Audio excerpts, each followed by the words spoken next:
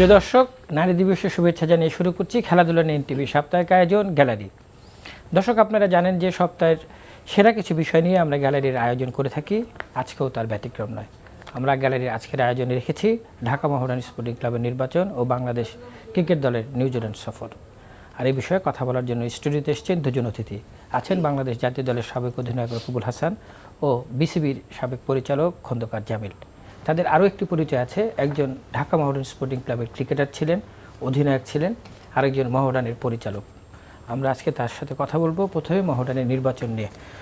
বহুল আলোচিত নির্বাচন রকিবুল ভাই হয়ে গেল, মানে অনেক বিতর্ক পিছনে ফেলে। কেমন দেখলেন নির্বাচন? অত্যন্ত মানে ওই দিনটা আমি ছিলাম, যে আমি পার্মানেন্ট মেম্বার। তো আমার কাছে এটা ভালো লেগেছে। এটা মানে এটা যে কোনো ক্লাবের, মোহামেডান তো একটা ক্লাব না, ইনস্টিটিউশন, প্রতিষ্ঠান। তো এই সমস্ত ক্লাবগুলো যদি নিভে যায় বা পিছনে পড়ে যায়, তাহলে এটা সার্বিকভাবে সব খেলাধুলার উপরে একটা নেতিবাচক প্রভাব ফেলে। তো আজ সেদিন দেখলাম যে একটা মেলবন্ধন হয়ে গেল, পুরোনো দিনের সবার সঙ্গে দেখা হচ্ছে, সবাই আসছে, উৎসাহ উদ্দীপনা। কমিটি তো হবেই, যে কজন দাঁড়িয়েছিল সবাই যোগ্য, বাট এর মধ্যে থেকে তো 16 জনকে বেছে নিতে হয়েছে। একটা পরিবার সেদিন কিন্তু একটু ছোঁয়া দেখা গেছে। ইয়েস, এবং পুরোনো দিনের সব প্লেয়াররা ছিল, অর্গানাইজাররা ছিলেন, জামিল ওয়াজ দেয়ার। বাট সবচেয়ে ভালো লাগছে যেটা, যে ট্রেনটা কিছুটা ডিটেল হয়ে গেছিলো, ট্রেনটা এখন প্ল্যাটফর্মে রেল লাইনের উপরে আছে, নাও এখন চলবে। ফলাফল, রেজাল্টস, এটা নিয়ে আমাদের ভাবার কোনো কারণ নেই, এবং বেশি প্রেশারও এই কমিটির উপর দেওয়া উচিত হবে না। নেতৃত্বে আছেন এমন একজন ব্যক্তিত্ব, ইজ এ ভেরি বিগ ডিসিপ্লিনিয়ার, সেনাপ্রধান ছিলেন, আমি জানি তাকে ব্যক্তিগতভাবে, অত্যন্ত উনি ভেরি ডিসিপ্লিন পারসন। তো সেই দিক থেকে, দৃষ্টিকোণ থেকে উনি কিন্তু হকি প্লেয়ার ছিলেন, he was a very good hockey player, army hockey টিমও খেলেছেন। তো সেই ওনার নেতৃত্বে মোহামেডান টিমটা ঘুরে দাঁড়ানো, এটাই তো আমরা আশা করতে পারি। জামিল, আপনি অনেক আবেগ হয়ে গিয়েছিলেন, যে মানে আবেগময় একটি স্পিচও দিয়েছেন, মানে আফটার নির্বাচন যখন শেষ হলো, মানে এত ইমোশন ঢাকা মোহামেডানকে ঘিরে আপনার। আসলে ঢাকা মোহামেডান স্পোর্টিং তো আসলে আমাদের প্রাণের সঙ্গে মিশে আছে, সেই রক্তের সঙ্গে মিশে আছে। সেই 1990 সালে মোহামেডান ক্লাবে আমি কর্মকর্তা হিসেবে যোগদান করি। দীর্ঘদিন ভাইস প্রেসিডেন্ট হিসেবে সেই উকিঝুঁকি দেওয়া, মাঠে ঢিল মারা, একটা নজর খেলোয়াড়দের দেখার জন্য মানে তীর্থের কাকের মতো গেটের বাইরে দাঁড়িয়ে থাকা, সেগুলো তো ছোটবেলায় সেসব স্মৃতি তো আছেই। বাট যখন বড় হলাম, মোহামেডান ক্লাবে যুক্ত হলাম, দীর্ঘদিন ভাইস প্রেসিডেন্টের দায়িত্ব পালন করেছি, ক্রিকেট কমিটির চেয়ারম্যানের দায়িত্ব পালন করেছি, গত 8 বছর যাবৎ পরিচালকের দায়িত্ব পালন করলাম। সুতরাং একটা মোহামেডান আসলে আমার অস্তিত্বের সঙ্গে মিশে আছে। মোহামেডান ক্লাব এবং খন্দকার জামিল উদ্দিনের যে স্পোর্টস সত্তা, এই দুইটার মধ্যে আসলে কোনো ভেদাভেদ নাই। সুতরাং এতদিন দায়িত্ব পালন করার পরে আমরা যে একটা সুষ্ঠু নির্বাচন করতে পারলাম, আমি ধন্যবাদ দিই আমাদের independent chairman attorney general Aminuddin সাহেবকে। উনি অত্যন্ত দক্ষতার সঙ্গে, রকিব ভাই আপনি দেখেছেন উনি কত দক্ষতার সঙ্গে 8 বছর পরে এজিএম, আমি কিন্তু একটু শঙ্কিত ছিলাম যে এতদিন পরে এজিএম হচ্ছে, হয়তো অনেক কিছু মানে অনেক মন্তব্যের মুখোমুখি আমাদের হতে পারে। বাট আমাদের প্রেসিডেন্ট সাহেব এত সুন্দরভাবে জিনিসটা হ্যান্ডেল করলেন, এবং যারা উপস্থিত ছিলেন সদস্যরা, আমি তাদের প্রতি কৃতজ্ঞতা জানাই। এত সুন্দরভাবে স্পোর্টিংলি সবাই জিনিসটাকে অ্যাকসেপ্ট করে নিলেন। ভুল ত্রুটিগুলো তারা সূত্রপাত করেছেন, বাট প্রেসিডেন্ট যখন জবাব দিয়েছেন, কোনোটা মেনে নিয়েছেন, কোনোটার জন্য দুঃখ প্রকাশ করেছেন, আমরাও দুঃখ প্রকাশ করেছি। এটা নিয়ে আর কোনো কাদা ছোড়াছুড়ি হয়নি, সবাই এত আন্তরিক ছিলেন। একটা মোহামেডানের মতো একটা ক্লাব, এত বিশাল একটা ক্লাব, এত তার সমর্থক, সেই মোহামেডান ক্লাবের 8 বছর পরে এজিএম হচ্ছে, বাট এত সৌহার্দ্যপূর্ণ পরিবেশ, আমি আসলে এইটা দেখেই আসলে অভিভূত হয়ে গেছিলাম। আমি চিন্তাই করতে পারি না যে সারা দিনব্যাপী এই যে একটা মিলনবেলা, রকিবুল ভাইদের মতো সিনিয়র খেলোয়াড়, সংগঠক সবাই এসে এত সৌহার্দ্যপূর্ণ পরিবেশে নির্বাচনটা অনুষ্ঠিত হয়েছে, যে এইটা আসলে আমি মনে করি আগামী দিনের স্পোর্টস এরিনায় যারা এরকম আবাহনী লিমিটেড আছে, আরো অনেক লিমিটেড কোম্পানি আছে, প্রথমবারের মতো নির্বাচন, এই নির্বাচনটা কিন্তু সবার কাছে একটা দৃষ্টান্ত। রকিবুল ভাই, মোহামেডান আর আবাহনীর একটা দ্বৈরথ ছিল, প্রধানমন্ত্রীও মেনশন করেছে যে মোহামেডান আবাহনীর দ্বৈরথটা ফিরে আসুক, এটা ফিরে আসলে বাংলাদেশের স্পোর্টস চাঙ্গা হবে। একটা জিনিস আমরা দেখলাম, মানে আপনি যখন মোহামেডানের অধিনায়ক ছিলেন, আবাহনী ক্রিকেটের একটা থিঙ্ক ট্যাঙ্ক আছে, যারা সাবেক প্লেয়ারদেরকে ব্যবহার করে তারা মোহামেডানের এই জিনিসগুলো থেকে মোহামেডান অনেক দূরে সরে গেছে। তো অ্যাজ এ ক্রিকেটার, এদের জাতীয় দল বলেন এবং মোহামেডানের জার্সি গায়ে সেই রকিবুল হাসানই বলেন, আপনি কি প্রত্যাশা করেন এইবার মাঠের পারফরমেন্সে ঢাকা মোহামেডানের হয়ে? ডেফিনেটলি থিঙ্ক ট্যাঙ্ক বা একটা অর্গানাইজেশনের দুইটা পার্ট থাকে। একটা হলো নর্মাল ম্যানেজমেন্ট, যেটা নাকি পলিসি মেকিং সমস্ত কিছু, আর একটা হলো টেকনিক্যাল ম্যাটার্স, অপারেশনাল, যেটা আমরা উন্নত দেশের ক্লাবগুলোতে দেখে থাকি। যে জিনিসগুলি ক্রিকেট বোর্ড বলেনই বলেন, বড় বড় অর্গানাইজেশন ফিফা বলেনই বলেন, তাই থাকবে। বাট এখানে পেশাদারিত্ব থাকে। এখানে যেটা হবে যে ইউ হ্যাভ টু ইনভাইট, এটা ছিল কিন্তু এই ধারাবাহিক, বাট প্রবলেমটা হয়ে গেছে যে বিগত কত বছর থেকে আর্থিক দৈন্যতা এই সমস্ত কারণে, আরও বিভিন্ন কারণে, কিন্তু ধারাবাহিকতাটা ছিল না। বাট কোনো এক সময় আমরা ছিলাম, আমাদেরকে ডাকা হয়েছিল। আর একটা জিনিস মনে রাখতে হবে, এটা এই প্রেজেন্ট বোর্ডকেও উদ্দেশ্য আমি বলতে চাই, যে একটা প্লেয়ারের কিন্তু সে যদি এক্স প্লেয়ার হয় ওই রকম না, প্রত্যেকটা মানুষের এবং খেলোয়াড়দের একটা প্রাইড আছে, একটা সম্মান বোধ কাজ করে। ডোন্ট এক্সপেক্ট দেম যে সে এসে পিছন পিছন ঘুরবে, ধন্যা দিবে যে আমাকে একটা কমিটিতে দেন। ডেকে আনতে হবে। ইয়েস, রেসপেক্ট দিয়ে, সম্মান দিয়ে তাকে। সে তো টাকার জন্য না, সে তো পয়সা নেবে না, তার resource, he is a resource person. সে তার মেধা, তার অভিজ্ঞতা বর্তমান ক্রিকেটের বা ফুটবলের এগুলো নিয়ে সে ওখানে টেবিলে সে দেবে, এবং তারপর একটা আলোচনার মধ্যে দিয়ে একটা বেস্ট পসিবল টিম কীভাবে করা যায় বা বেস্ট পসিবল কী প্ল্যানিংটা কীভাবে করা, এইগুলো আর কি। এর সঙ্গে অবশ্যই বোর্ড ডিরেক্টর একজন অবশ্যই ইনচার্জ হয়ে থাকতে হবেন, কারণ ওইখানকার আলোচনাগুলিকে উনি ক্যারি করবেন বোর্ডে। এই বোর্ড ডাইরেক্টরদের ওনারা থাকবেন। প্রত্যেক ফুটবলের জন্য একটা, ক্রিকেটের জন্য, হকির জন্য ষড়যন্ত্র আসেনি, তারা দেখবেন কি জিনিসটা সুন্দর হয়ে যাবে।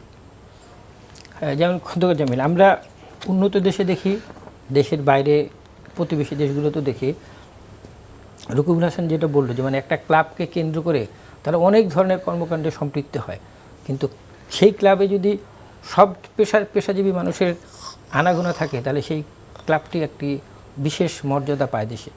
সেই জায়গাতে মোহামেডান ক্লাবের সবই আছে, নেই তেমন কিছু নাই। যারা অভিমান করে আছে তাদেরকেও আগমন করা উচিত কিনা, যেন আপনারা ক্লাবে আসেন, মোহামেডানের সেই পরিবেশটা যাতে মানুষ ফিরে পায়। আসলে যারা অভিমান করেছে তারা কিন্তু আমাদের চেয়ে বড় সমর্থক, যার জন্যই তাদের অভিমানটা হয়েছে। আসলে অভিমান করেছে তারা, কারণ এমন অনেক সমর্থক আপনি পাবেন, এমন অনেক মোহামেডানের শুভাকাঙ্ক্ষী পাবেন যারা দেখবেন যে সারা জীবন মোহামেডানের সঙ্গে কাটিয়ে দিয়েছে, এখন হয়তো অভিমান করে কোনো কারণবশত অভিমান করে দূরে সরে গেছে। এই যে যারা অভিমান করে দূরে সরে গেছে তাদেরকে কিন্তু ফিরিয়ে আনতে হবে। মোহামেডানকে কিন্তু একটা পরিবার হিসেবে ভাবতে হবে। আজকে আমার সন্তান, আপনার ভাই, তারা যদি অভিমান করে পরিবারের বাইরে চলে যায়, আপনি কি তাকে ফিরিয়ে আনবেন না? অবশ্যই তাকে ফিরিয়ে আনতে হবে। পরিবার বলতে কিন্তু আমরা তাই মনে করি, সবাই মিলে একসঙ্গে থাকবো, একসঙ্গে কাজ করব, ভালো মন্দ সব কিছু শেয়ার করব, সেটাই কিন্তু পরিবার। সুতরাং যারা অভিমান করে চলে গেছে তাদেরকেও আনতে হবে। অতীতে যেমন রকিবুল ভাইদের মতো ফুটবলে, ক্রিকেটে, হকিতে আমাদের অনেক অগ্রজ খেলোয়াড় আছে, অনেক মানে লিজেন্ডারি প্লেয়ার্স বাংলাদেশের মোহামেডান ক্লাবের সঙ্গে যুক্ত, তাদেরকে ফিরিয়ে আনতে হবে। বিভিন্ন ক্রীড়া বিষয়ক যে সাব কমিটিগুলো হবে সেগুলোতে তাদেরকে রাখতে হবে, তাদের মতামত জানতে হবে, তাদেরকে সম্পৃক্ত করতে হবে ক্লাবের সঙ্গে। মোদ্দা কথা, যারা ক্লাব অন্তপ্রাণ দীর্ঘদিন মোহামেডানে খেলেছেন, দীর্ঘদিন মোহামেডানের সঙ্গে সংগঠক হিসেবে কাজ করেছেন, তাদেরকে ফিরিয়ে এনে সবার সহযোগিতায় একটা আদর্শ মোহামেডান ক্লাব, যেটা দর্শকরা আসলে দেখতে চায়। দর্শকরা দেখতে চায় মাঠে সুশৃঙ্খল একটা মোহামেডান, সেই মাঠে মোহামেডানের সেই গৌরব যে যখন আমরা চ্যাম্পিয়নশিপ ফাইট দিতাম 11 বার 19 বার মোহামেডান শিরোপা জয় করেছে এখন পর্যন্ত, যেটা রেকর্ড এখনও কেউ ভাঙতে পারেনি। মোহামেডানকে সেই রূপে দর্শকরা দেখতে চায়। তবে আমি আশাবাদী জেনারেল মবিন সাহেবের নেতৃত্বে, সাবেক সেনাপ্রধান, যে কমিটি গঠিত হয়েছে, অত্যন্ত ভালো কমিটি গঠিত হয়েছে। দেখেন, সমর্থকরা কিন্তু যারা সদস্য, পার্মানেন্ট সদস্য, তারা কিন্তু লোক বেছে নিতে ভুল করে নাই, তারা কিন্তু যোগ্য লোকদেরকেই বেছে নিয়েছে। হ্যাঁ, সুতরাং মবিন সাহেবের নেতৃত্বে এই মোহামেডান ক্লাব ঘুরে দাঁড়াবে। যারা মোহামেডান ক্লাব থেকে অভিমান করেই হোক বা যে কোনো কারণে হোক দূরে সরেছিলেন, তাদেরকে ডেকে এনে তাদের অভিজ্ঞতাগুলো কাজে লাগাতে হবে। অর্থাৎ মোহামেডানকে একটা পরিবার হয়ে উঠতে হবে, এবং পরিবার হয়ে উঠলেই কিন্তু আপনি মাঠে তার প্রতিফলনটা দেখতে পাবেন। মাঠে কিন্তু খেলোয়াড়রা তখন জান দিয়ে খেলবে, যে না, আমরা এখন একটা স্পিরিটেড টিম, যেটা আমরা দীর্ঘদিন থেকে কিন্তু মোহামেডান ক্লাবে দেখতে পাচ্ছি না। সুতরাং আমরা মনে করি সবাই একতাবদ্ধ হয়ে, যেহেতু আবার মোহামেডান, যেটা রকিব ভাই বললো যে আবার ট্র্যাকে উঠেছে রেলগাড়ি, সুতরাং এই রেলগাড়ি এই ট্র্যাকেই যেন মোহামেডান ক্লাবটা থাকে, আবার যেন ট্র্যাক থেকে বিচ্যুত না হয়ে যায়। যদি ট্র্যাকে আমরা রাখতে পারি, আমাদের হারানো গৌরব, হ্যাঁ ইমিডিয়েটলি হয়তো কোনো ম্যাজিক তো আমাদের কাছে নাই, ইমিডিয়েটলি হয়তো কিছু হবে না, বাট ক্লাবটা যদি ধারাবাহিকভাবে সুশৃঙ্খলভাবে সবাইকে নিয়ে এগিয়ে যেতে থাকে, তাহলে আগামীতে অবশ্যই মোহামেডান তার হারানো গৌরব পুনরুদ্ধার করতে পারবে বলে আমার বিশ্বাস। মানে এই অনুষ্ঠানের হোস্ট হিসেবে আমার একটা ছোট্ট প্রশ্ন আপনার কাছে, কারণ আপনি অত্যন্ত মেধাবী। হ্যাঁ, সেটা হচ্ছে যে প্রত্যেকটা ক্লাবের একটা ইতিহাস থাকে, মোহামেডানের মানে পারফরমেন্স সাফল্যের দিক থেকে অনেক ইতিহাস, অথচ এই প্রজন্ম মোহামেডান সম্পর্কে অনেক কিছুই জানে না। মানে আপনাদের মতন যারা মোহামেডানের সাথে সম্পৃক্ত, আপনি কি মনে করেন না যে মোহামেডানের হকি, ফুটবল, ক্রিকেট, ব্যাডমিন্টন সহ যেসব ইভেন্টগুলোতে মোহামেডান অংশ নিয়েছিল তার একটা আর্কাইভ হওয়া উচিত, এবং সেখানে কার কতটা কন্ট্রিবিউশন, কে কী করেছে, এর একটা বিস্তারিত জিনিস জানা উচিত, যাতে আগামী প্রজন্ম জানে যে এই ক্লাবটা আসলে কী কন্ট্রিবিউশন করে রেখেছিল এদেশের ক্রীড়া অঙ্গনে? উত্তরটা দেওয়ার আগে আপনাকে আমি একটা পাল্টা প্রশ্ন করি, যে বাংলাদেশের ক্রীড়াঙ্গনের বিভিন্ন ফেডারেশনে কোনো ফেডারেশন কি আর্কাইভ আছে? সমৃদ্ধ নেই, হ্যাঁ, টুকটাক সমৃদ্ধ নেই, নাই নাই, ক্রিকেট বোর্ডে তো নাই। তো এখন আজকে ক্রিকেটের যে ব্র্যান্ড বাংলাদেশের, দেখেন সবচেয়ে বড় ব্র্যান্ড, বাট এটার ইতিহাসকে আমরা ধরে রাখতে টুক টুক টুক টুক করে করতে হয় যায়। একটা সময় ছিল যখন দায়িত্ব আমি আর ববি ছিলাম, সাবর হোসেন চৌধুরী ভাই তখন ছিলেন, উদ্যোগ নিয়েছিলাম আমরা এটা করার জন্য, আধা রাস্তায় এটা হয়নি। যাই হোক, দিস ইজ ভেরি ইম্পর্টেন্ট। আপনি যে কথা, আপনাকে ধন্যবাদ এই প্রশ্নটা সামনে আনার জন্য। একটা জাতির হেরিটেজ যেমন দরকার, ইতিহাস প্রজন্ম থেকে প্রজন্ম, এক প্রজন্ম আর বলছে জানতে হবে যে পৃথিবী ফেলে আসার লোক কারা, কারা আমাদের হাতে এই মশালটা দিয়ে দিল, বট হু দে, হু ইজ হু। এটাকে জানান দিতে হলে তাদেরকে, এবং ওই জিনিসটা যখন হয়ে যাবে আপনার আর্কাইভ বা মিউজিয়াম, তখন কিন্তু ওই বর্তমান প্রজন্মের খেলোয়াড় বলেন, সংগঠক বলেন, তারা আরও বেশি উৎসাহিত হবে যে সামডে আমি ওই গ্যালারিতে যেতে চাই, আমার ছবিটা যেন ওই আর্ট গ্যালারিতে, ক্লাবের ওই আর্ট গ্যালারিতে ওঠে, হল অফ ফেমে থাকে, হল অফ ফেমে থাকে। তো এটা যেমন ঐতিহাসিকভাবে এটার দরকার, ইতিহাসটাকে রক্ষা করার জন্য ধারাবাহিকভাবে, এবং একই সঙ্গে উৎসাহিত হবে প্রত্যেকটা ক্রীড়া ব্যক্তিত্ব এবং ক্রীড়া সংগঠন, মানে যারা কিছু হলেও কন্ট্রিবিউশন রেখে গেছে। খন্দকার জামিল, মানে এটা তো আপনাদের করার সুযোগ আছে, যেহেতু আপনাদের পরিচালকের সংখ্যাও বেশি, মানে মোহামেডান ক্লাবে এখন অর্থ নেই এরকম পরিচালকের সংখ্যা খুব কম।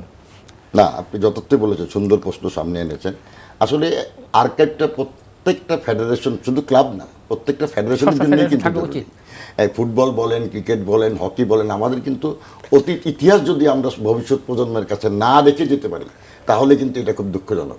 শুধু আজকে মোহামেডান ক্লাব একটা ঐতিহ্যবাহী ক্লাব, আমাদের অনেক গৌরব আছে, অনেক সাফল্য আছে, সেগুলি যদি আমরা এক সূত্রে গাঁথতে পারি, এইটাকে কেন্দ্র করে মোহামেডানের ইতিহাসকে নিয়ে যদি আমরা না। কিন্তু আরেকটা প্রশ্ন আমি মাঝখানে করে দিই, সেটা হলো মোহামেডানের অনেক কর্মকর্তাকে শোনা যায় যে তারা বইয়ের গহনা বিক্রি করে প্লেয়ারের অর্থ দিয়েছে। এই যে তার যে কন্ট্রিবিউশনটা ছিল, এটা যদি আপনি না আনেন তাহলে তো ওই লোকটা কষ্ট পাবে, যে মানে ওই লোকটাকে একটা সময় কিন্তু তাই ছিল, একটা সময় কিন্তু সবাই ব্যক্তিগত তহবিল থেকে, তখন এত কর্পোরেট হাউস ছিল না। আমি তো যোগ করি, আমার মনে হয় আমি এই কাজটা করতে হলে you have to have a research cell, একটা ক্লাবের আবহনী, মোহামেডান আবহনী, অন্যান্য যারা বড় ক্লাব, ওয়ারি ক্লাব, ভিক্টোরিয়া, আমাদের জাতির জনক বঙ্গবন্ধু, উনি ওয়ান্ডারার্সের গোলকিপার ছিলেন।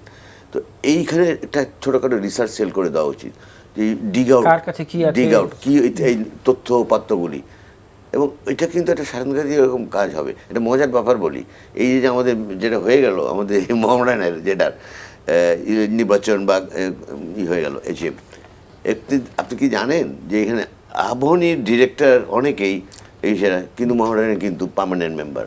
এটা কত বড় একটা জিনিস, ভালো জিনিস। দৌড়ত হবে মাঠে, লড়াই হবে মাঠে, কিন্তু বাইরে কেন বন্ধুত্ব হবে না।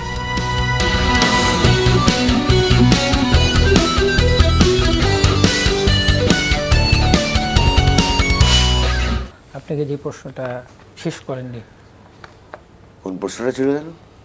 আবহনীর অনেকে আমাদের, আমি যেটা বলতে চাচ্ছিলাম, এই মিলন মেলা আমরা কি দেখলাম, আর একটা মধুমিলন দেখলাম। মধুমিলনটা মানে বাইরে সবাই জানে আবহনী মোহামেডান একটা স্বাভাবিক। তো আমরা দেখলাম যে মাঠের দৈরত, মাঠের খেলার প্রতিযোগিতা মাঠেই আছে। এখানে আপনি পাপন ভাই, আপনি বিসিবি প্রেসিডেন্ট মল্লিক, উনি বিসিবি ডাইরেক্টর, আপনি আকাশ, আরেকজন, অনেকে আগে সবাই আসছেন এখানে এবং দে অ্যাটেন্ডেড। হ্যাঁ, তো এটাতে কত একটা ভালো জিনিস। মানে ঠিক আছে, আমরা সবাই ঠিক আছে, বাট খেলার মাঠে খেলোয়াড়রা খেলবে, প্রতিযোগিতা থাকবে এবং আফটার গেম আবার স্পোর্টিংলি আমরা সবাই সবার মতো চলে যাব। এবং আমরা শুনতে পাই, আমার খুব ভালো লেগেছে যে মাননীয় প্রধানমন্ত্রী উনি উক্তি করেছেন যে খালি কি আবনি ক্লাবই থাকবে নাকি, এখানে কম্পিটিশন দৈর্ঘ্য আনতে হবে না, প্রতিযোগিতা আনতে হবে না, প্রতিযোগিতা না থাকলে তো ডেভেলপমেন্ট হবে না। আমরা পেছনে যে খবর আর কি, ওনার একটা সদিচ্ছা ছিল যে ক্লাবটা আবার ঘুরে দাঁড়াক, এবং যে কারণেই মানে তবে এখন মোহামেডানের প্রেসিডেন্টের কাছে তো প্রত্যাশা অনেক, অবশ্যই। তো সেই জায়গাটাতে মিট আপ, আবার এটা মোহামেডান একটা সমর্থক টিম, যেখানে হারলে কিন্তু ঢিলও মারবে, একদিক দিয়ে নানা চ্যালেঞ্জ, আবার ঢিল খাওয়ারও চ্যালেঞ্জ, সুতরাং সব কিছু ব্যালেন্সটা করেই কিন্তু আপনাকে এগোতে হবে। অবশ্যই, এবং উনি কিন্তু খুব ভালোভাবেই জানেন, উনি যেহেতু বাংলাদেশ সেনাবাহিনীর মতো একটা বিশাল বাহিনীর দায়িত্বে ছিলেন, প্রধান ছিলেন, বাংলাদেশ অলিম্পিকের প্রেসিডেন্ট হিসেবে দায়িত্ব পালন করেছেন, নিজে একজন টপ লেভেল হকি খেলোয়াড় ছিলেন, সুতরাং উনি ক্রীড়াঙ্গনেরই মানুষ। সুতরাং উনি জানেন যে এই প্রত্যাশা কিভাবে কতখানি তুঙ্গে থাকবে মোহামেডানের, যেহেতু নতুন নেতৃত্ব, ওনার কিন্তু এটা ভালোই জানা আছে যে মোহামেডান আবার পুনর্গঠিত হয়েছে, আবার ট্র্যাকে উঠেছে, সুতরাং প্রত্যাশার পারটা একটু বাড়বে। সুতরাং উনি অবশ্যই সেটা বুঝতে পারেন এবং আমি মনে করি সেইভাবেই ক্লাবটাকে উনি পরিচালনা করবেন। ওনার কাছে আমাদের একটা প্রত্যাশা, যাতে কেউ মানে ক্লাব থেকে আনডিউ অ্যাডভান্টেজটা না নিতে পারে, মানে ক্লাবের মতো পরিচালিত থেকে তো আসলে অ্যাডভান্টেজ নেওয়ার কিছু নাই, ক্লাবকে অ্যাডভান্টেজ দিতে হবে, এই মানসিকতা নিয়ে কাজ করতে হবে। আসলে এগুলো আমি একটু নিউজিল্যান্ড সিরিজে ফিরি, বাংলাদেশের প্রস্তুতিটা নিউজিল্যান্ড সিরিজের জন্য কতটা? দেখেন, প্যান্ডেমিকের কারণে, কোভিডের কারণে কোনো দেশই, বিশেষ করে আমাদের মতো দেশ যারা ক্রিকেটের তৃতীয় বিশ্ব, আমরা সুযোগটা আসেনি। আমাদের একটা সুযোগ এসেছিল, আমরা খেলেছি টেস্ট ম্যাচ, 2 ওয়েস্ট ইন্ডিজ হেরে গেছি, বাট খেলেছে, 5 দিন খেলা হয়েছে। তো লঙ্গার ভার্সন, বাট এই ট্যুরে কিন্তু আমরা লঙ্গার ভার্সন খেলছি না, ওয়ান ডে অ্যান্ড T20, তিনটা করে। তো সেখানে একটা সুবিধা হবে, কারণ ওখানে সব কিছুই আমাদের বিরুদ্ধে আছে। এগুলি কঠিন ট্যুর। টিম নিউজিল্যান্ড টিম তেতিয়ে আছে, দেখেন গতকালকে গাপটিল কি ব্যাটিং করলো, যে উড়িয়ে দিল অস্ট্রেলিয়াকে অলসেট। এবং পেপারে তো অন পেপার নিউজিল্যান্ড আমাদের থেকে অনেক এগিয়ে, যোজন ফারাক। বাট আমাদের টিম কিন্তু সিনিয়র এবং যারা আপকামিং প্ল্যান মিলিয়ে ঠিক আছে। এবং সবচেয়ে বড় একটা সুবিধা তাদের আছে, এই মুহূর্তে যখন আমরা কথা বলছি, এই সময় আবহাওয়াটা, ওখানে রোদ আছে, ওখানে টেম্পারেচার কিন্তু 7, 6 নাই, 14, 15, 16, 17, 18 এরকম আছে। প্রবলেমটা হবে উইকেটও কিন্তু বাউন্স থাকবে, বাট ট্রু বাউন্স থাকবে, কিন্তু প্রবলেম হবে দ্য এয়ার, বাতাসটা। ওখানে প্রচুর বাতাস হচ্ছে, ওই বাতাসটাতে বল যখন পেস বোলাররা বল করবে বা বোলারদের জন্য না, ব্যাটসম্যানদের জন্য সমস্যা হবে, বোলারদের জন্য একটা এক্সট্রা সুইং পাওয়া তো ভালো, যদি আমি সুইংটা মেজার করে করতে পারি। কিন্তু আমি অভ্যস্ত হয়েছি একটা লাইনে বল করার, ওই লাইনে বল করতে গেলে দেখা গেলো বল ওয়াইড হচ্ছে বা ওইদিকে যাচ্ছে। তো এইটাকে একটু হবে, বাট অল সেড অ্যান্ড ডান, এটা কঠিন ট্যুর হবে। এবং এই কঠিন ট্যুরে যত ভালো করতে পারবে, যদি ব্যাটসম্যানরা ভালো করে, বোলাররা ভালো করে, আমরা সিরিজ হারি, ডাজন্ট ম্যাটার, বাট আমরা জিতলে তো জিততেই পারি। আর লিমিটেড ওভার ক্রিকেটে জেতার সম্ভাবনা সবচেয়ে বেশি থাকে অপেক্ষাকৃত ছোট দলের। তো সেইখানে কিন্তু এটা নাথিং লাইক দ্যাট। বাট যদি আমরা লড়াই করতে পারি, আমি লড়াইটা দেখতে চাচ্ছি। রাইট, এই প্রশ্নটা আমার ওখান থেকে যাবে, মানে আমরা হারতে পারি, কিন্তু আমরা যে লড়াইটা যদি করতে পারি তাহলে বেস্ট। না, তা তো বটেই, কিন্তু আমি মনে করি যে বাংলাদেশ নিউজিল্যান্ডের মাটিতে কিন্তু এখন পর্যন্ত কোনো ম্যাচ জেতার অভিজ্ঞতা কিন্তু বাংলাদেশের নাই। বাংলাদেশ নিউজিল্যান্ডকে হারিয়েছে ইংল্যান্ডের কার্ডিফে, আয়ারল্যান্ডে, বাংলাদেশের মাটিতে, বাট নিউজিল্যান্ডের মাটিতে আমাদের কিন্তু কোনো জয় নাই। সুতরাং সেই হিসাবে অবশ্যই বাংলাদেশ আন্ডারডগ, বাট আন্ডারডগ হিসেবে বাংলাদেশের কিন্তু একটা অ্যাডভান্টেজও থাকবে। কারণ আন্ডারডগ থাকলে হয় কি, আপনার উপরে কোনো প্রেশার থাকে না, প্রেশার না থাকলে আপনি আপনার সেরাটা দিতে পারবেন। তবে একটু সমস্যা আছে, যেটা রকিব ভাই বললো এয়ারের সমস্যা, সেটা সবচেয়ে বড় সমস্যা। আমরা কয়েকদিন পত্রিকা দেখছি এই এয়ারে প্র্যাকটিস করা। জামিল, একটা অ্যাডভান্টেজ পেয়ে গেছে বাংলাদেশ, কোয়ারেন্টাইন থাকার পরেও অনেকগুলো দিন পেয়ে গেছে। খেলা প্রথম খেলার আগে কিন্তু অনেক সময় পেয়ে গেছে, ওইটা ওই গ্যাপটাতে কিন্তু তারা প্র্যাকটিস করতেছে, রেগুলার নিজেদের মধ্যে খেলতেছে। এই সময়টা সবচেয়ে বড় কথা হলো আন্ডারডগ থাকার কারণে তারা প্রেশার ছাড়া খেলবে, এটা হচ্ছে বাংলাদেশের জন্য অ্যাডভান্টেজ। এবং যেহেতু আমরা এখন পর্যন্ত কোনো ম্যাচ নিউজিল্যান্ডে জিততে পারি নাই, সুতরাং আমরা যদি একটা ম্যাচ জিততে পারি সেটা কিন্তু আমাদের জন্য একটা অনেক বড় সাফল্য। এবং জেতার জন্য যদি আপনি নামেন, ভালো ফাইট বাংলাদেশ দিতে পারবে, মানসিকতা থাকবে আমরা জিতবো। জিততে চাইলেই কিন্তু আপনি না জিতলেও আপনি ভালো ফাইট দিবেন। এবং আমাদের যে ওয়ানডে টিমটা আছে অভিজ্ঞ এবং তরুণদের মিশ্রণে, আমাদের ওয়ানডেতে কিন্তু যে কোনো সময় যে কোনো কিছু ঘটতে পারে, ইউ নেভার নো কখন কি হবে। সুতরাং আমরা মনে করি যে দলটা আমাদের, তারাও কিন্তু হ্যাঁ, নিউজিল্যান্ডের একটা সুবিধা হচ্ছে ওরা রিসেন্টলি একেবারে টপ ফর্মে আছে, খেলার মধ্যে ছিল। অস্ট্রেলিয়ার মতো দলকে তারা সিরিজ হারিয়েছে টি-20-তে, সবাই খুব চাঙ্গা আছে। বাট আরেকটা জিনিস হচ্ছে নিউজিল্যান্ডের অনেক খেলোয়াড় কিন্তু এই সিরিজে খেলবে না, তারা কিন্তু আইপিএলের জন্য তাদেরকে কিন্তু রেস্ট দেওয়া হবে বা ছেড়ে দেওয়া হবে। তো এটাও একটা অ্যাডভান্টেজ বাংলাদেশ কাজে লাগাতে পারে। ওদের মেইন প্লেয়ার যদি না খেলে, যদিও ওদের রিজার্ভ বেঞ্চে অনেক শক্তিশালী প্লেয়ার আছে, বাট তারপরেও মেইন প্লেয়ার না খেললে পরে মানসিকভাবে একটু এগিয়ে থাকা যায়, মানসিকভাবে একটু চাঙ্গা থাকা যায়। সেটা যদি সদ্ব্যবহার আমরা করতে পারি, নেবার না আমরা জয় হয়তো আসতেও পারে। রকুল ভাই, আপনারা বাংলাদেশের আপনাদের জেনারেশন অনেক মেধাবী ক্রিকেটার ছিল, বাট আপনারা কিন্তু বর্তমান ক্রিকেটারদের মধ্যে এত সুযোগ সুবিধা পাননি, মানে যদি প্র্যাকটিস ফ্যাসিলিটিস বা ইন্টারন্যাশনাল ম্যাচ খেলার। তো সেই দৃষ্টিকোণ থেকে যদি আমি বিচার করি, তাহলে আমরা যখন ইংল্যান্ডে যাই, অস্ট্রেলিয়া, নিউজিল্যান্ডে যাই, তখন আমরা সবাই বলি যে ওই কন্ডিশনে আমাদের মানিয়ে নেওয়া টাফ। মানে এটা কিন্তু গত 10-12 বছর ধরে শুনে আসছি। কিন্তু আমরা প্রতিবেশী দেশটার মতন, যারা সাম্প্রতিক সময় অস্ট্রেলিয়া থেকে সিরিজ জিতে এলো, তাদের মতো করে আগাই না কেন, যে আমরা আসলে ঘরের মাটিতে সুইমিং কন্ডিশন উইকেট করে আমরা সেভাবে ধাতস্থ হয়ে উঠছি না কেন? আপনার প্রশ্নের মধ্যেই উত্তরটা আছে, কেন পারি। অর্থাৎ আপনি এইভাবে যাচ্ছি, এখন এটাকে এইভাবে করতে হবে। ইন্ডিয়া এইভাবে করেছে, অর্থাৎ ইন্ডিয়া দেখেছে যে খালি আমার দেশের মাটিতে স্পিনিং উইকেট করব, আমি টেস্ট ম্যাচ জিতবো, কিন্তু আমি বাইরে যখন যাই আমাকে অন্য কন্ডিশনে খেলতে হয়, bounce wicket, fast bowlers. India কী করলো, they totally change the playing conditions, মানে অবকাঠামোটা, পিচ, পার্টিকুলারলি উইকেটস। এবং দেখেন এক ঝাঁক পেস বোলার ইন্ডিয়াতে তৈরি হয়ে গেছে। কাকে রাখবে, কাকে খেলাবে, একটা বিশাল প্রতিযোগিতা উইকেটগুলো। এবং ইন্ডিয়াতে সুবিধা হলো কি, ওদের এত ভেন্যুস, প্রত্যেকটা স্টেটের একাধিক স্টেডিয়াম আছে, কাজে প্রচুর খেলা খেলতে পারে লঙ্গার ভার্সনে। আমাদের মতন দেশে কিন্তু নাই, আমাদের সব কিছুই কিন্তু আবার অনেক খেলা খেলতে হয়। এই সমস্যাগুলো আমাদের রয়ে গেছে, বাট তারপরেও সমস্যা তো থাকবে, আমাদের করতে হবে। এবং প্লেয়ারদের এখানে দায়িত্ব আছে, প্লেয়ারদেরকে এই সমস্ত যখনই কোনো ম্যাচ পাবে লঙ্গার ভার্সনে, আমরা তো বসে তীর্থের কাকের মতো থাকতাম, কখন 3 দিন 4 দিনে ম্যাচটা আসবে। প্রথম দিকে তো ওয়ান ডে ম্যাচ হতো, সেমিফাইনাল, কোয়ার্টার ফাইনাল থেকে দেয় 3 দিনে, ওই জায়গায় রিচ করতে হবে। এবং ওইটাকে আমরা পুরোপুরি সদ্ব্যবহার করতাম ওই সময়টায়, পাকিস্তান আমল এবং পরবর্তীতে দেশের সঙ্গে একটু পরে।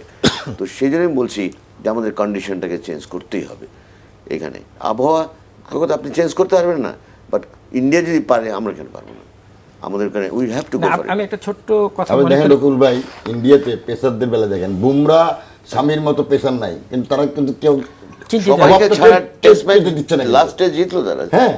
অস্ট্রেলিয়ার মাটিতে 7টা রেগুলার প্লেয়ার ছিল না, সে লাস্ট টেস্টে অস্ট্রেলিয়ার মাটিতে 36 রানে অল আউট হওয়া দল লাস্টে সিরিজ জিতলো। এবং main pace bowler Shami, Yadav, Bumrah কেউ খেলেনি। ওই সিরাজ, অনভিজ্ঞ সিরাজ 3-4টা উইকেট নিয়ে নিল। পেসারদের যে একটা দাপট, আমরা কেন ওইদিকে হাঁটছি না? মানে আমরা তো খালি কথাই বলতেছি, 10-12 বছর যাবত এটাই শুনি। আসলে কথা বললে তো হবে না, কাজ করতে হবে। কারণ এখন সময়টা কাজ করার, এবং আমাদেরকে এটা বুঝতে হবে যে বিদেশের মাটিতে আমাদের যদি ভালো কিছু করে দেখাতে হয়, তাহলে আমাদের, যেটা রকিব ভাই বললেন, উনি তো ম্যাচ রেফারি হিসেবে কাজ করেন, অনেক বেশি মাঠে ওনার বিচরণ। সুতরাং আমরা যদি এই জিনিসটা, এই কন্ডিশন যদি আমরা চেঞ্জ করতে না পারি, সামনে আমাদের ভুগতে হবে। সুতরাং এখনই সময় যে এই বিভিন্ন খেলাটা হচ্ছে, সামনে কিন্তু লঙ্গার বাসন আমাদের দেশেও শুরু হবে।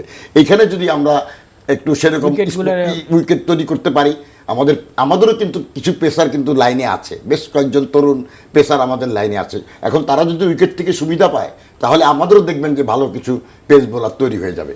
বাট সেগুলো তো সঠিক ব্যবহারও হচ্ছে না, মানে যতটুকু পেসার আছে। তারপরে তো আপনি দেখেন, আপনি টিম ম্যানেজমেন্টে এই ওয়েস্ট ইন্ডিজ সিরিজে চিটাগং টেস্ট ম্যাচে 5টা টেস্ট পেস বোলার আমাদের সঙ্গে, এবং এই পেস বোলারগুলো হেন না, তারা কিন্তু 2টা টুর্নামেন্টে, বঙ্গবন্ধু কাপ এবং প্রেসিডেন্ট কাপে, তারা এই তারুণ্যের উত্থান দেখেছি আমরা, পেস বোলার তারুণ্য, এবং তাদেরকে বসিয়ে রাখলাম, একটা পেস বোলার নিয়ে খেললাম আমরা। তাহলে লাভটা কি হলো? মানে ওই ছেলে তো সারা বছর বসেই থাকে, উইকেট বানালাম স্লো উইকেট, স্পিন উইকেট, আমরা ম্যাচ আমরা হেরে গেলাম, ওদের স্পিনার আমাদেরকে ঘায়াল করে। তো ওইটা কাজে শাক দিয়ে মাছ ঢেকে লাভ নেই। Be practical, we have to be practical, we have to see world, পৃথিবী কোন দিকে যাচ্ছে, কম্পিটিটিভ ওয়ার্ল্ড, এখানে কেউ কেউ ছাড় দেবে না। হ্যাঁ, অ্যাডভান্টেজ কিছু নিতেই হবে। এবার যদি কারেন্ট সিরিজটা দেখেন, এই যে ইংল্যান্ড যে হারলো ইন্ডিয়ার সাথে সিরিজ, ওইটা কি উইকেট বলবেন? আমার তো এখানে একটা প্রশ্ন করতে ইচ্ছা করে যে আইসিসি আমাদের একটা ম্যাচে চিরঙ্গের না কোন ভেন্যুতে টিম এরিড দিয়েছিল ম্যাচ হবে, তাহলে ওইটার কি হবে? এই যে মোদি গ্রাউন্ডে যেটা দেখলেন, এই থার্ড টেস্টটা, ওইটা কীরকম টান কিছু দেখেন তো, ওইটাকে ডিমেরিট দেয় কিনা আমি জানি, দেখার বিষয় আছে। এটা তো অবজেকশন দিয়েছে ইংল্যান্ড ক্যাপ্টেন। হ্যাঁ, বাট আলটিমেটলি তো মানে ইন্ডিয়াকে অনেকদিন পরে দেখলাম যে একটা হোম অ্যাডভান্টেজ, সেই নরেন্দ্র হিরোয়ানির মতন হোম অ্যাডভান্টেজটা নিল। এটা কারণটা কি জানেন? কারণটা হলো চ্যাম্পিয়নশিপ ফাইনালে যেতে হবে। প্রথম ম্যাচটা তো তারা হেরে গেছে, তারপরেই তারা কিন্তু এই সিদ্ধান্ত পরিবর্তন। লাস্ট টেস্টে যদি এবার ইন্ডিয়া হেরে যেত, যদি ইংল্যান্ড জিততো, তাহলে এবার অস্ট্রেলিয়া, মানে 2-2 হলেও অস্ট্রেলিয়া চলে যাবে। হ্যাঁ, ওই জন্যই ওই চান্সটা তারা নিতে চায় নাই, তারা ওয়ার্ল্ড চ্যাম্পিয়নশিপটা নিশ্চিত করতে চাইছে। ইন্ডিয়া যাও তো একদিকে ভালো হয়েছে, দ্য হোল ওয়ার্ল্ড ইন্ডিয়াকেই চায়, মানে তার বাজার বড়, তার অনেক সবচেয়ে খুশি হয়েছে আইসিসি আর কি। বিকজ দ্য মানি জেনারেট করে, জেনারেট হবে, মিডিয়া রাইট থেকে শুরু করে সবকিছুতে অনেক টাকা লগ্নি হবে। খুব দুঃখ করে বলছিল যে তিনি যেভাবে চান, কোচরা খেলোয়াড় অনেক কিছু শোনেন না। হ্যাঁ, মানে তিনি যেভাবে দলটাকে মাঠে চান, কে বিসিবি প্রেসিডেন্টের একটা বক্তব্য ছিল কিছুদিন আগে আর কি, তিনি যেভাবে চান কোচরা হয়তো অনেক কিছুই শোনেন না। তার মানে তো একটা সমন্বয়ের অভাব আছে। সুতরাং এই সমন্বয় অভাবটা থাকবে কেন? সমন্বয়ের অভাবটা থাকা যাবে না। বিসিবি প্রেসিডেন্ট হয়তো অনেকদিন একটু দূরে ছিলেন, বাট উনি কিন্তু এখন বুঝতে পেরেছেন যে দূরে থাকাটা খুব ভালো কিছু হয় না দলের জন্য। সুতরাং আমি মনে করি উনি আগে যেভাবে সম্পৃক্ত ছিলেন, যেভাবে সব কিছু খোঁজখবর রাখতেন, এই খোঁজখবরটা, এই সমন্বয়টা থাকতে হবে। এই সমন্বয়টা যদি না থাকে, তাহলে কিন্তু আগামীতেও আমাদেরকে সমস্যার মুখোমুখি হতে হবে। কিন্তু বাংলাদেশের একজন সফল অধিনায়ক বরাবর দেখা হলে এই কথাটাই বলে যে যেই দেশের সাদা পোশাকের ক্রিকেটটা ভালো না, সেই দেশে ওয়ানডে ক্রিকেট ভালো খেলে, এটা একটা মিরাকেল। মানে এজ এ ক্যাপ্টেন, মানে আপনার কাছে মনে হয় যে কি করলে আমাদের সাদা পোশাকে আসলে মিরাকেল ওয়ার্ডটাকে আমি I don't want to buy it.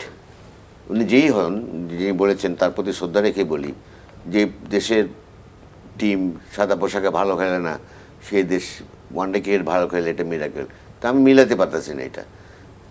There R team, শ্রীলঙ্কার পাশে নিয়ে খেলতো কিন্তু ওয়ানডে পারতো না, বাট তার একটা সময় অনেক টিম আছে দেখবেন ওয়ানডে, আয়ারল্যান্ড খেলেন ওয়ানডে, আপনাকে তুলে ধরা করবে কাজেই, দে ভেরি গুড। তো এখন এক একটা টাইপ অফ গেম সুটেড হয়ে যায়। আমরা কিন্তু যারা খেলা খেলেছি, পাকিস্তান আমরা কিন্তু ম্যাক্সিমাম আমরা কয়েন ম্যাটিংয়ে ওয়ানডে ম্যাচে খেলতাম, তখন 45 ওভার্স, 50 ওভার্সও না, 45 ওভার। হ্যাঁ, ওটা ছিল। আপনি খেলেছেন, এবং আমরা স্কোয়ার অফ দ্য উইকেট খেলতে পারতাম। ওই উইকেটটাই কিন্তু আমাদেরকে পরিপক্ক ক্রিকেটার ব্যাটসম্যান বানিয়েছে, কারণ সাহস বাড়ায় দিয়েছে। হেলমেট ছিল না, কোনো কিছুই ছিল না, হ্যাঁ এখানে তো ব্যাট উইকেট কারণ। তো এখন কথা হলো যে এখন তো এত প্রোটেক্টিভ মেজার, বাট যে প্রশ্নটা আপনি করেছেন যে ওয়ান ডে, এইটা ঠিক। উনি যদি এই কথাটা বলতেন যে a good test player will always can make a good one-day player and a T20 player, but not necessarily a T20 good player or a one-day good player will make a good test player. No, test cricket is all about different. Rakibul Hasan এবং খন্দকার জামিল, আপনাদের অনেক ধন্যবাদ স্টুডিওতে আসার জন্য। ধন্যবাদ আপনাকে। প্রিয় দর্শক, আজকের মতো এখানে শেষ করলাম গ্যালারি। দেখা হবে আগামী সপ্তাহে নতুন কোনো বিষয় নিয়ে, নতুন দুজন অতিথির সাথে। সেই পর্যন্ত আপনারা সবাই ভালো থাকুন, সুস্থ থাকুন, আর চোখ রাখুন এনটিভির পর্দায়।